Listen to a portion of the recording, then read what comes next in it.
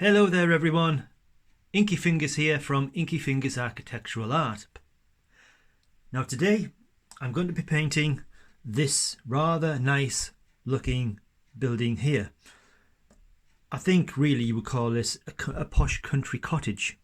Now I like this because it's got this beautiful red strange tiled roof. It's got a lovely raw sienna type warm earthy coloured stone walls, and we have a lot of surrounding environment around it which will go nice with the colours. Now this type of building, yes, we're architectural, it's an architectural channel, but this is still a nice building. It doesn't have to be always very detailed in your face type of subject matter. This can be done quite simply. It could be drawn with a very simple outline and then just filled in with sort of minimal details, just a hint of some blocks of stone here and there, just to give the impression that it is a stone building. We don't have to put everything in. And then of course all the greenery, we can do that very simplistically. We're going to have just a very simple pretty little picture. And for this little exercise I'm going to be using the Winsor & Newton mixed media A4 pad. 135 pounds paper. I've used it before, very nice paper. It takes watercolour washes quite well, and this is the type of paper that I would use outside if I do anything on site. It's cheaper than watercolour paper, but as I said, it holds watercolour really well, and you can get a good result. Now looking back at our little picture, let's examine the shape of this. Okay, first off, all this, if you look back at the videos I've done on drawing buildings, this is literally, it would be a rectangle, a long rectangle. We can cut this down here. That would be but not too far of a square for the side of the building. And basically it's just like little squares for the chimney pots. But the main thing about this is because we got a 3/4 view, it's going away from us. We have linear perspective going down, so meaning you would have a horizon line which would be about here, going by where these trees are, and everything from there, everything will converge down, converging to a point somewhere off the paper. Same with this end. If we look at this part of the eaves, that part of the eaves, you can see that is lower than that. That, if you could see the bottom, that would be there. That would be a little bit higher than the bottom, and that would also converge down into a point, a vanishing point somewhere off the paper. And then you just make your marks and going all down, vanishing points. Then you get the length, you know, and just put the mark there, and there you've got a perspectively correct building. Or you could use one of these, the proportional scale divider. I've used these in the past, I've shown you them plenty of times, and everyone should have one of these by now, because I've been barking on about it for quite a while, how good they are. And so instead of doing all these points going off the paper, I'm going to use the proportional scale divider to mark off the points of the end of the buildings, and you'll still have a very accurate perspective. So let's get down to it. So I'll quickly go through a little bit of this drawing process, not a lot, just to show the basics of what I mean by the perspective and using one of these. So you can see, as ever, I've got the crosshairs basically, so that's my reference point. This is the measure point. Now you can have this measure point anywhere, it doesn't matter. You could have a line going in the middle there and this line going on that side of the building there. You could have it on that side of the building there. or that side. It doesn't matter, it's still just a measuring point, but I just find easier just getting this and then just measuring it so you've got across. And I've also got the same is a across here, and there is the measuring point there. So now, as this is A4, that's A4, so I don't really need to start and make this one end shorter, the other end larger to enlarge it or anything. I'm just going to do it 1 to 1. So what we need to do is we'll get this part of the building there, the end.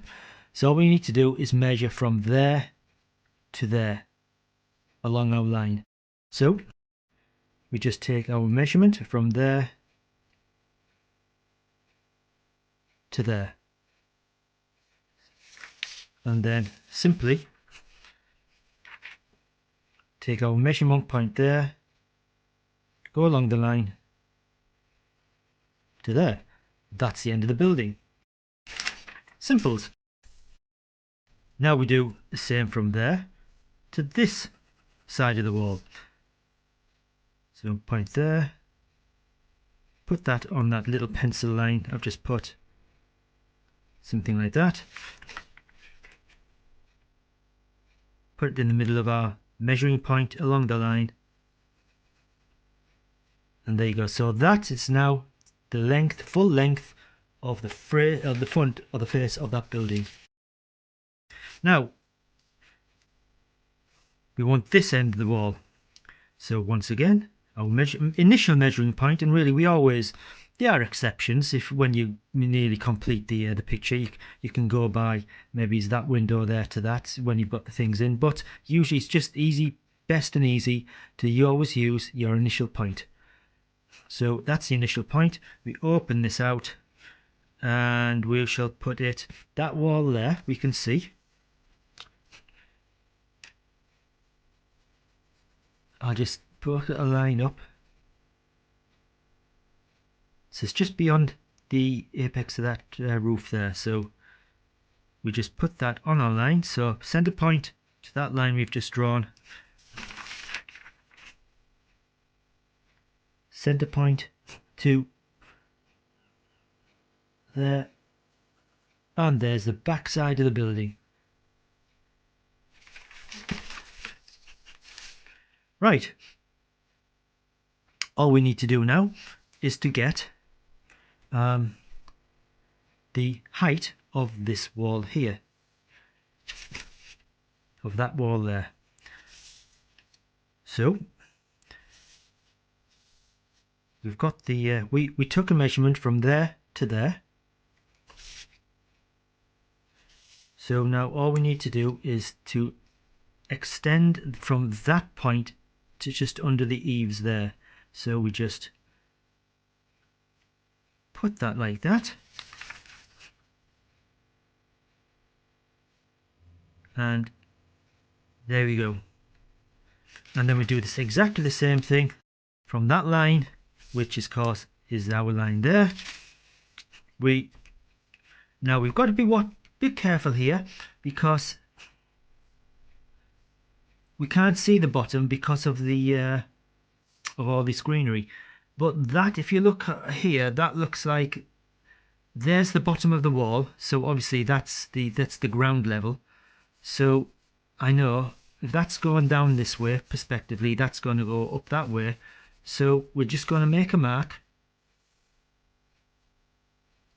a line, I should say, like that. And so we'll have a mark there. So that's going to be really the corner of this, the bottom of this building. So all we need to do there is make from our line down to about that point there. So just something like that. From our line, go down to something like that. So there's the height of that wall from roof to ground. Now we do exactly the same with this line here, or this this wall. Now we've got this point, that point there, that is that, and is bang on that line, so we know that's correct. So we can just now make a measurement from that line down to about where the bottom of this building is, which I would say it's going to be about there. So again, we just make a point, open these up, there you go, something like that. Yeah, from that mark there to there, put that there, and we've got two lines now, and all we need to do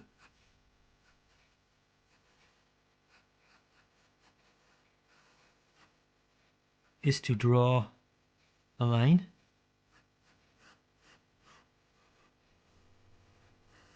something like that, and there's our perspective,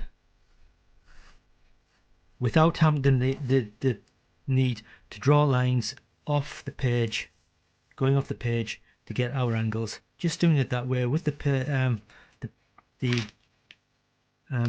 drawing instrument,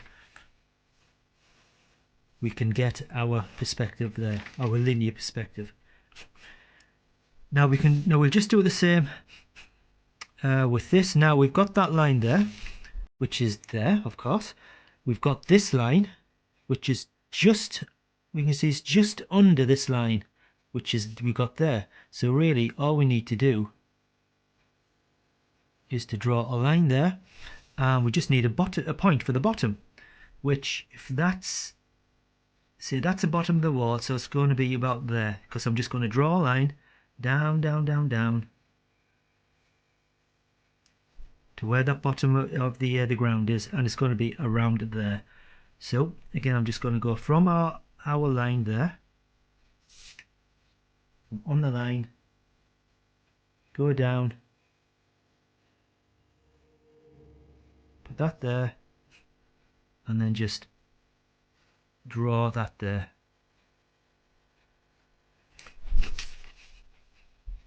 And there we have our the walls of our building perspectively correct. We just need to sort of straighten these lines up. I use a ruler just to sort of get this a little bit better. And on the bottom we can't see anyway, because it's going to be covered with plants, as you can see. And this part is going to be covered with a fence and such. So we just need to put the roof on. And again, I'll do exactly the same thing, because again, it goes down perspectively. So I'll just use exactly the same method as you've used for this, and we'll have a nice perspectively correct building. So I'll do with this, and then I'll come back. Now I've pretty much completed the drawing. As you can see, the main outline is in, because all perspectively correct. The windows and everything are in, even though the roof's in, but I haven't at this point drawn any details in, or any stonework, because the stonework will be, I think, will be done pretty much with the pen, or we might just do a few little stones like this here and there, but we've got a lot of greenery to put in. Now the greenery itself, this is very simple. See, I've done an outline for the tree, a few tree trunks, some of the bushes here, and for all this type of the foliage, well, all we do there is very, very simply, that is the edge of the grass there. All we do is, now we don't have to be exact, all I'm going to do here is something like that. Now I've just been doing the tiles here. They are very, very strange tiles, very rustic. So to do this, all I've done is looking at the angle of the roof, of course, which is in this position. I've just done some lines going across, starting to get closer together as perspectively they go away as they would, and then I'm just very loosely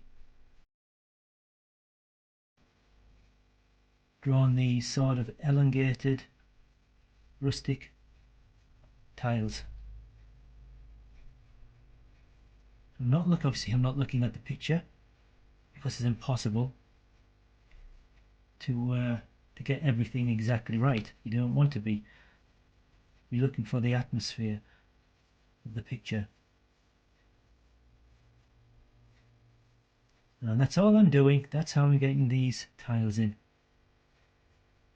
They can be a little bit less distinct, I suppose, as they go away from us. So something like that, and I'll continue along. Now that's the drawing completed. So we've got the roof tiles in now. We've got all the foliage. We've got the windows. Everything's nice and perspectively correct. Now all we need to do is to basically ink it in. And for this, I think I'll be using the Pilot parallel pen. Fantastic little pen. Why do I like it? Because we'll use the back of this. The Pilot parallel pen is designed. It's basically a calligraphy pen, and you get them in various different widths. This is the smallest width, which is about 1.5 millimeters across, and it's just two plates of metal sewn together like so,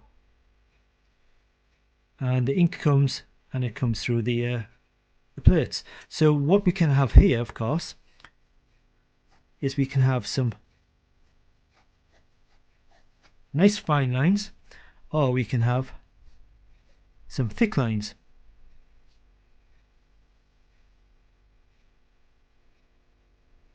And you can manipulate it so it's, like I said, it's for calligraphy, not art, but it's fantastic for art. So I'm going to be using this pen to ink this picture in.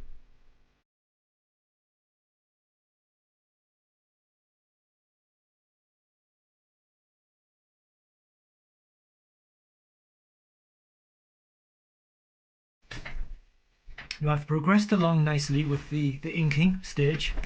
I've only got left the tiles and the foliage in the foreground. Now I just wanted to show the foliage. I just do very, very gingerly. For example, if you see this bit, it's using the very, very tip, the corner of this pen, and I'm just putting tiny little indistinct dots, dashes,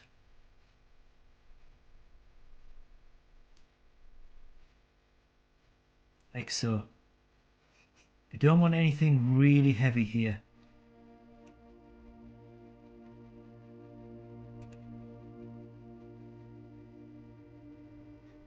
And notice where I'm holding the pen again. So I'm not holding it in up near the nib. You can, but that's, to me, is very constricting. It's much easier to hold it in the middle of the pen, and then you can have a much lighter touch, and you end up being a lot freer.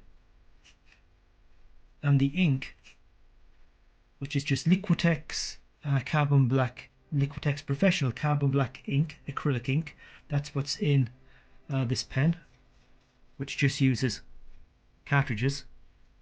I just emptied the cartridge out that came with it and refilled it with the Liquitex ink, and you're good to go. But it just flows out of this pen so nicely that you barely have to touch. And for the tiles, well, you can see here that when I did the roof ridge tiles at the top, I've already done some darker areas to give a little bit of definition. and I'll do the same when I'm doing this end, or these tiles. So I'll just complete like 2 runs here, but I can, as you can see, I can put some dark in between just to make the tiles look like they're curved as they are. Because remember, the sun's coming down here, everything on the right hand side is going to be in shadow, so as we're using the pen we can define some of that shading in with the ink, and to give it a little bit of definition. So I'll just continue doing this all along, and then I'll be back. Now the picture is pretty much all inked in, and I've now rubbed out the pencil lines, but what I can do is, using this pen, is just to put some more darks in.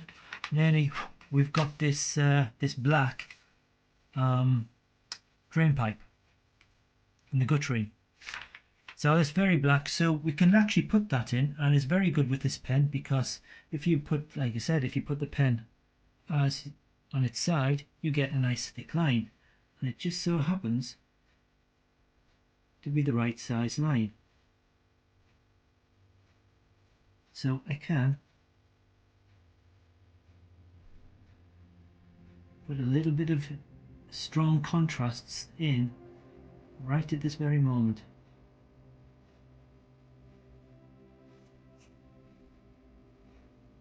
That's the beauty of doing pen and wash when you put the pen first.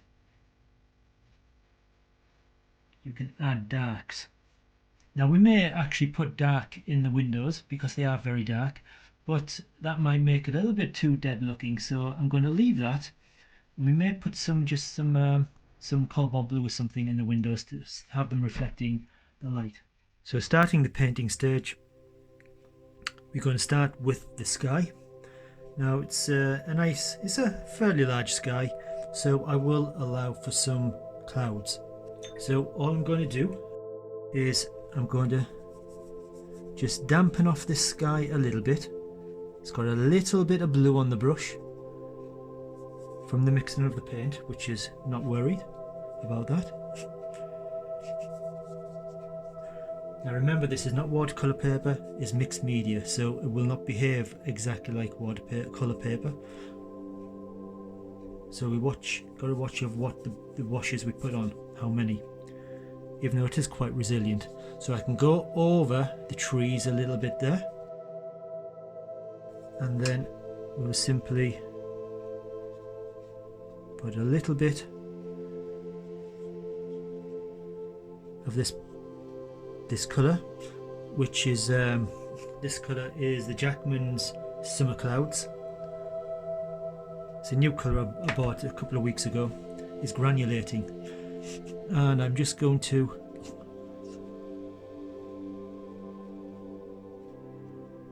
pull that in and around the sky area, being careful of not to get too much on the roof. We have some clouds going over there, the sky going over there, sorry, and we'll leave it at that. Now while we're waiting for the sky to dry, I can of course do the bottom part of the picture, really the driveway and the grass here. Now the grass is just going to be a yellowish green. Will we put some shading on? Probably it's not, because I think it doesn't look right.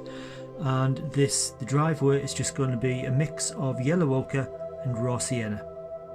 So the drive is just going to be a nice flat wash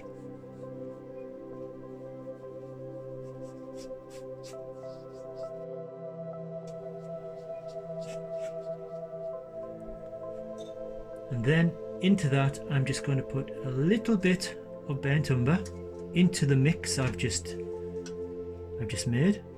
It's just going to make it a little bit darker, a little bit browner, and then just gently streak it in like so, and then leave it. And then for the grass, this is just, I'll do the colour first. That's the grass colour, and I'm just going to paint it in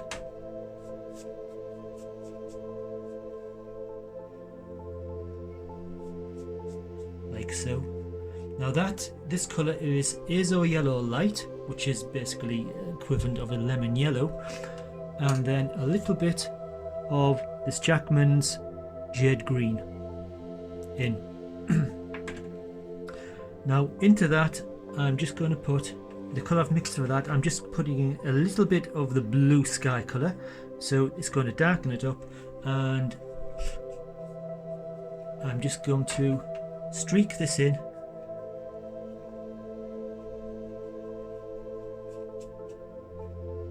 again, just so we've got some sort of two-tone type of colour. But now it's all dry, we can now stick some of the background foliage in. And the foliage is just going to be a yellowy green. Again, the same colour I mixed with for this. Azo Yellow Light, which again is about a lemon yellow, and some of the Jade Green. And all I'm going to do with this one first is dab it in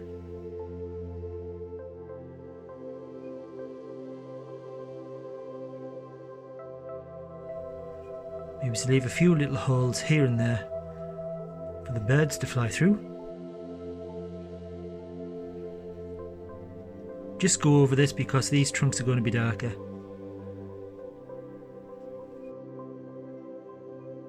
And I'll also, well, I'll just go over the lot because I can put some darker on dry paper later on.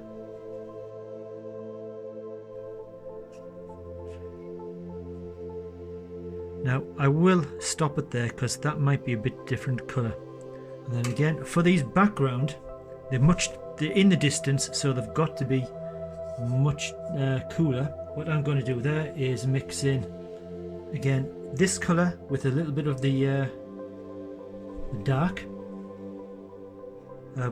this sky colour to form this, and I've also put a little bit of cobalt blue in, so it's going to be much darker green. And we'll do these trees here, as these are in the distance, so they can, or they should be, a cooler colour. And again, I'm not going to mess around. I'm just going to paint them like this. One or two little gaps, that's just natural, we'll leave them. And we also have this fir tree. So I'm just going to follow sort of my lines, make sure it's thin at the top and getting a little bit fatter at the bottom, being careful to go around. Now I could have put masking fluid on these chimney pots and such, but this is not watercolor paper. I don't know what masking fluid will do to this. When you take it off, it might just end up ripping it to shreds, which would be a little bit of a shame. So just a little bit of care and attention.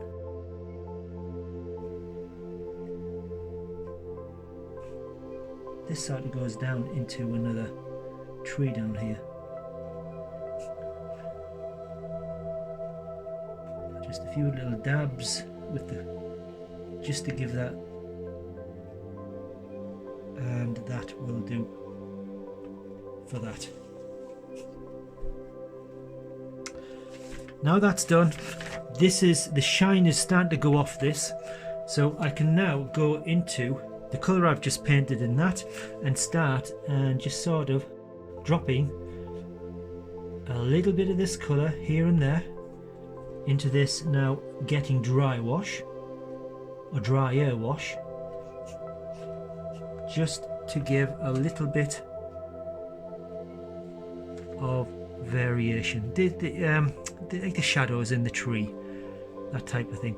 Down at the bottom, I definitely want this darker at the bottom because it's going to be dark against light, light against dark, dark against light, so everything stands out.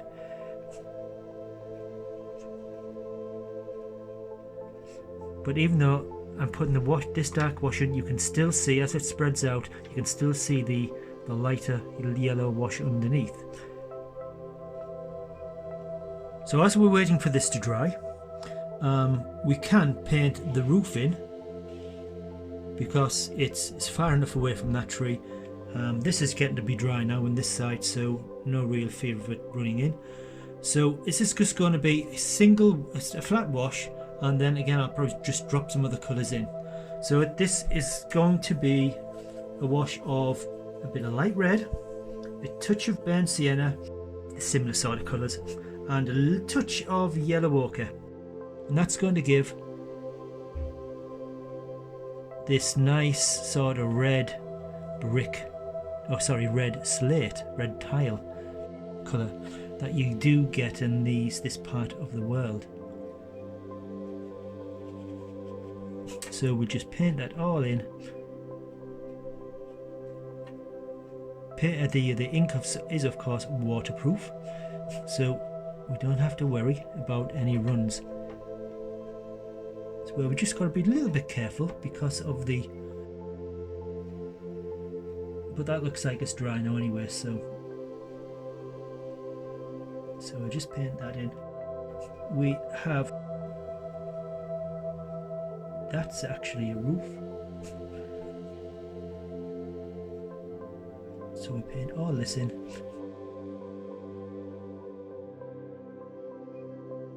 Right, now while that's like that, I think what I'll do is I'll go into, I'll be brave, I'll go into a little bit of green. It's just the greens I've mixed there, and I'm just going to drop in a little bit of this green, just so it could be a little bit of moss on the roof.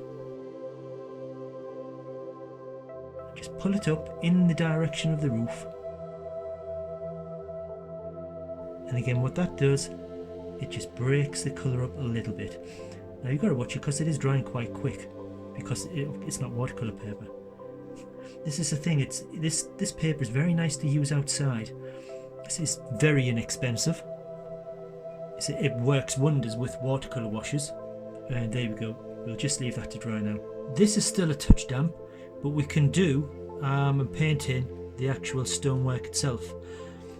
Now what I'm going to use for this, to get just a nice light stone colour, is I'm going to use some Naples yellow and some raw sienna together. And that is going to make this colour, which is not far off at all from the colour on the actual photograph. And this is just going to be a flat wash. You can go over, actually you can go over pretty much anything there, because the door is going to be a brown colour.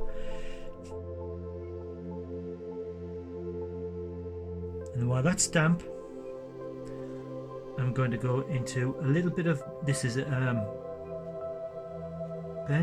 burnt umber with just a touch of blue, and I'm just going to put a few spots here and there of this slightly darker colour.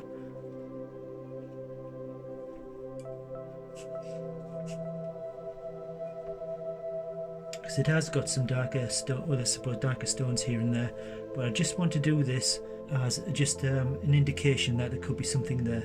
And this is now just a little bit of violet.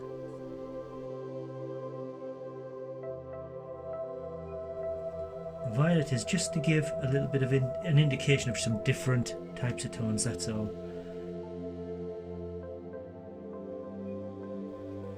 bit under the eaves, because this is where we're going to have some shading anyway, some shadows. I'm just going to dab that around a little bit, just so it's not too prominent as a patchy area. It's going to blend it in here and there. Now, the only other thing we need to paint in to complete the other washes is these other bushes. So I'm just going to use the same original colour, the light yellow I used for the grass and everything, and I'm just going to paint these in. They're all the same colours, so I can just go over with the one colour.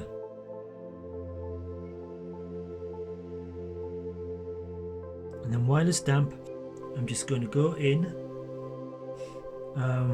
to it with again a darker green, just the same as this. And I'm looking, because we've got every bush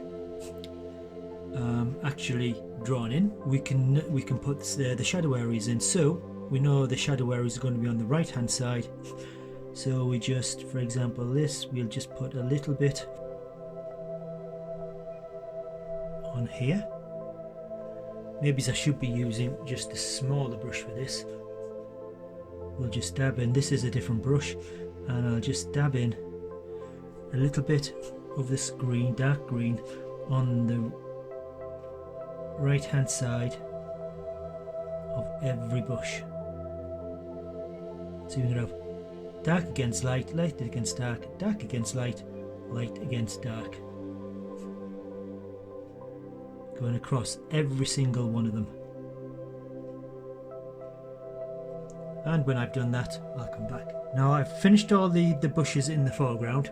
As you can see, sunlight's on the right hand side, so I've just put a darker colour, or just a dark green on the right hand side, and pulled it out a bit, so we've got dark against light, light against dark, dark against light, light against dark, going all the way across. And it just gives everything a little bit of shape, as you can see from here. Now I'll just quickly show you how I did that by using this area here. Is I use some thicker paint and I put a little bit of cobalt blue in, and so all I'm going to do here is put some dark paint carefully along the bottom,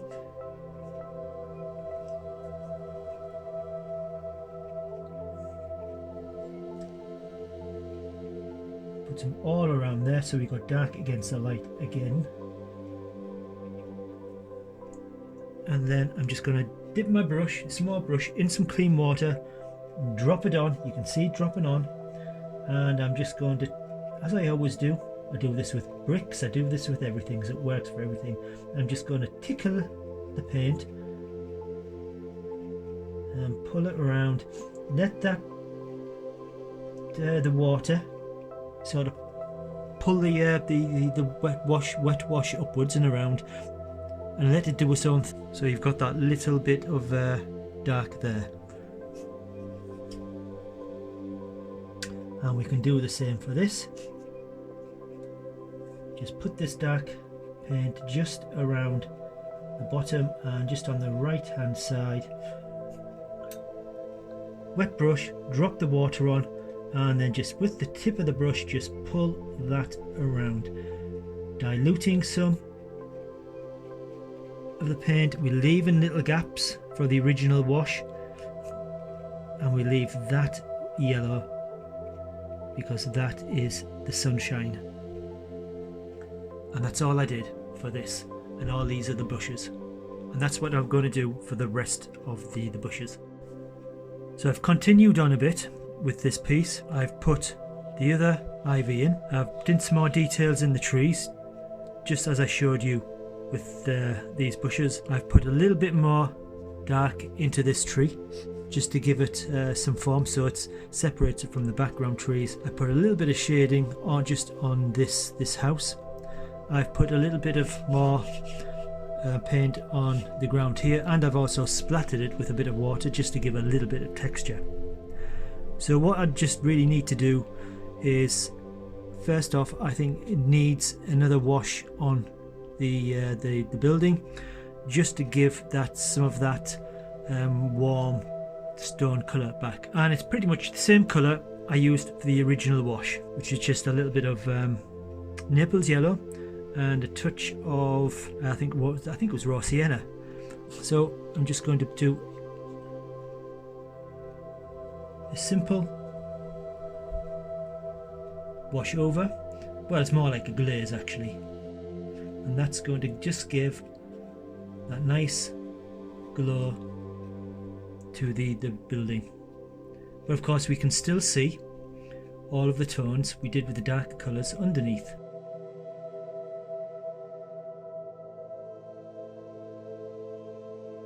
And I'm also going to do a little bit of more texture into this driveway. So what I'll do there, I'll just dampen the area off with some clean water. Use a big soft brush. This is a number 14 sable. So we don't want to rub this or scrub the paper, because you'll just make the underlying washes soluble again, and will make a bit of a mess. Just remember, this is not watercolour paper. So in that, I'm just going to go into a little bit of raw sienna, and then just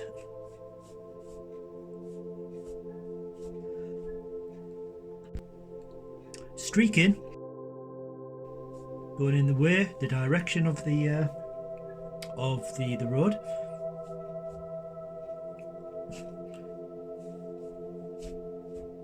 And just give a little bit of texture, and that just gives it a little bit of form and texture, and it shows the direction of the road. Okay, now this is all dry, I need to put the start of the appearance of brick or stonework in this case, because it's a stone building. So instead of, which you can't physically do, putting every stone in, what we can do is do exactly the same of what we did for these trees and bushes. We just have this colour. This is the raw sienna and a bit of yellow ochre colour, and then all I'm going to do is put a little bit of paint using just a very small brush, like so. Dip the brush in some clean water, shake the excess out so we don't want to flood the area, and then just drop the water on the paper and just tickle it around, just using a very, very, very tip of the brush.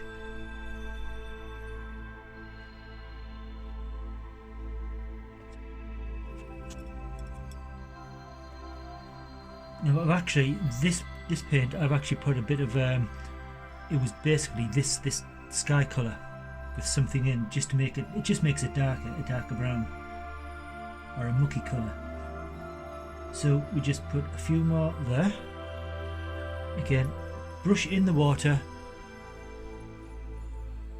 drop it on, and then just tickle it around with the very, very, very tip of the brush, like so,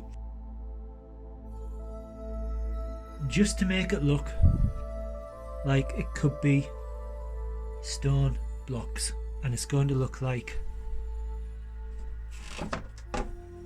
there you go. If you get the shine out the way, it's going to look like you've got the appearance of stone blocks to make up the fabric of the building. And I'll do that going all the way across. Now to finish off this this stonework on the building, I'm just going to put one more little thing over it using a very, very small flat brush. And I've just started here. You can see some little blocks. I'm just putting a few little blocks here and there, just to physically give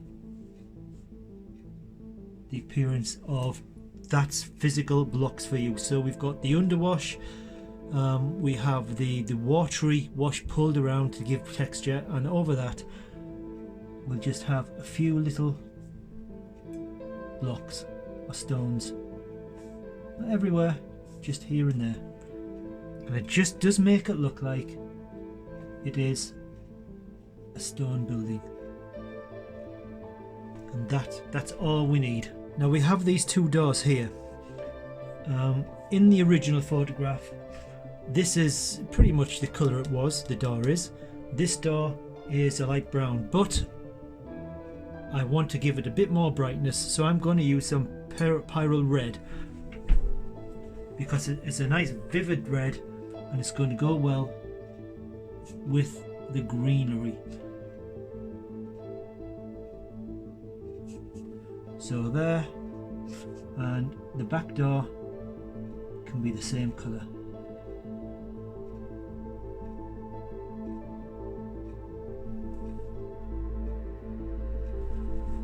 It just gives that a little bit of pizzazz. And I think for the final thing for the house is to put the shadows in. Now I've mixed up a strong colour of French ultramarine blue, light red, it gives that nice classic grey, and I put just to darken it up ever so slightly more, I put in some carbon black. As we know, the sun is coming from this general direction, so everything on the right hand side is going to be in shadow. So we just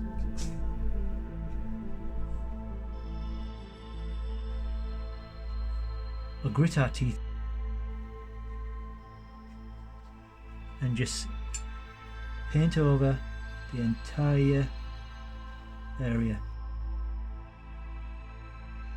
Careful not to go over the picket fence. The fence was actually brown in the photograph, but I thought I'd keep it white just to get a bit of light against dark, a bit of tonal contrasts.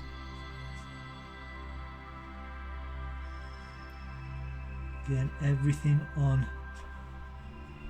the right hand side needs to be in shadow.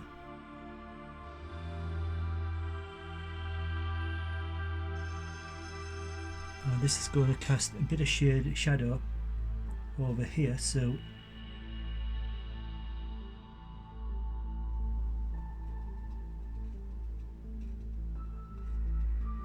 I'm just stippling with the tip of the brush just to give that look that it's thick.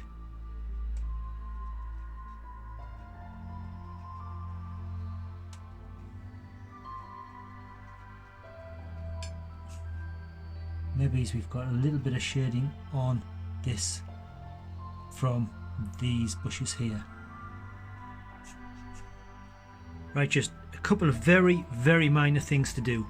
And I'm going to go over to a fine liner pen, a 005, because some of these blocks here, or the stones on the building, could just do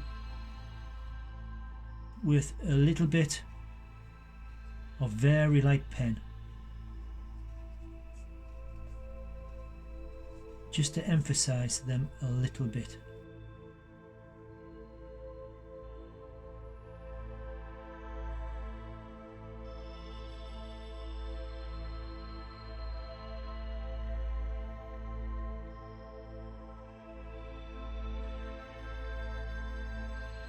The very, very last thing, I just feel it needs a few little birds in the sky.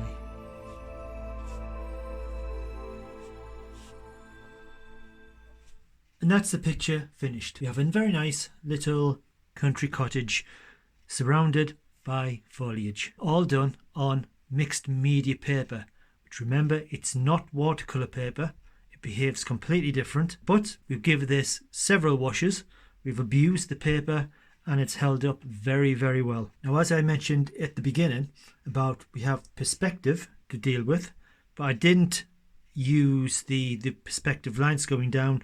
I just used the proportional scale divider to make the measurements, and then you can just join the dots and you get a perfectly perspectively correct building. Now, does it look as polished as a picture painted on good quality watercolor paper? No, of course it doesn't. It's not cotton rag, it's just paper. But for using something like this, if you want to practice things, but you don't want to use your watercolor paper because it is expensive. Good quality watercolor paper is very expensive now. You could buy one of these books and basically play to your heart's content and get something that looks pretty good. But overall, I'm quite happy with it. Now, if you enjoyed this little demonstration and you'd like to see more, then if you haven't subscribed, please give me a subscription. Leave a comment in the comments box, and I'll see you next time. So until then, goodbye.